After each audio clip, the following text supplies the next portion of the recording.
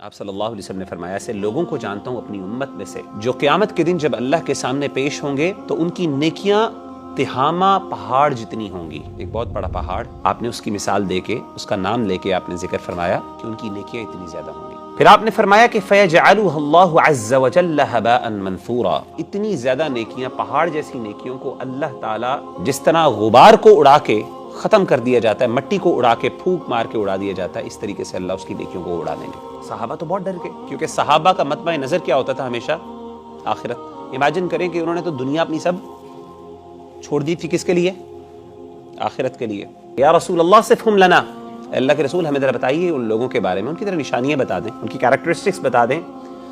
اللہ نکون منہم ونحن لا نعلم، کہیں ایسا نہ ہو کہ غلطی سے ہم ان لوگوں میں شامل ہو جائیں، ہمیں پتہ ہی نہ چلے، ہمارے اندر بھی وہ باتیں ہوں، خصلتیں ہوں.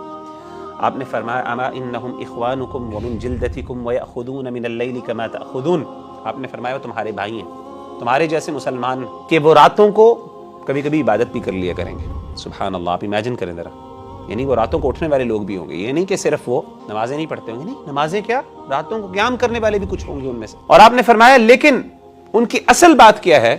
اصل ان کا گناہ اور جرم یہ ہے اذا خلوا بمحارم اللہ انتہکوها، جب وہ اکیلے ہوتے ہیں تو پھر اللہ کی جو حدود ہوتی ہیں ان کو پامال کر دیتے ہیں، اللہ کی جو باؤنڈریز ہوتی ہیں ان کو کراس کرتے ہیں، ان کو وائلیٹ کرتے ہیں. یہ ان کا سب سے بڑا گناہ. تو کچھ ایسے اللہ معاف کرے گناہ ہوتے ہیں جو انسان کی بڑی بڑی نیکیوں کو ضائع کر دیتے ہیں. ان میں کچھ ایسے گناہ ہیں جو کنسسٹنٹلی انسان اکیلے میں کرتا ہے اور انسان کو اس پہ شرمندگی نہیں ہوتی، وہ ان کو چھوڑنے کی کوشش بھی نہیں کرتا. تو انسان کو ہمیشہ اپنی خلوت، اپنی آئسولیشن کے بارے میں اسپیشلی بہت زیادہ کنسرن ہونا چاہیے. اسی لیے نبی صلی اللہ علیہ وآلہ وسلم وصیت کیا کرتے تھے. آپ نے فرمایا اوصیک بتقوی اللہ تعالی فی سر امرک وعلانیتہ، اے میرے صحابہ میں تمہیں وصیت کرتا ہوں اس بات کی کہ تم نہ صرف اکیلے میں اللہ سے ڈرو بلکہ لوگوں کے سامنے. تو لوگوں کے سامنے تو انسان اللہ سے ڈر ہی جاتا ہے، لیکن اکیلے میں بھی. اور امام احمد رحمہ اللہ تعالیٰ عنہ اشعار پڑھا کرتے تھے. وہ کہتے تھے اذا ما خلوت الدہر یوما فلا تقل خلوت ولكن قل علی رقیب. وہ کہتے جب بھی تم اکیلے ہو نا تو کبھی یہ نہ کہا کرو کہ میں اکیلا ہوں، بلکہ کہا کرو میرے اوپر ایک بہت بڑا نگران موجود ہے. کون؟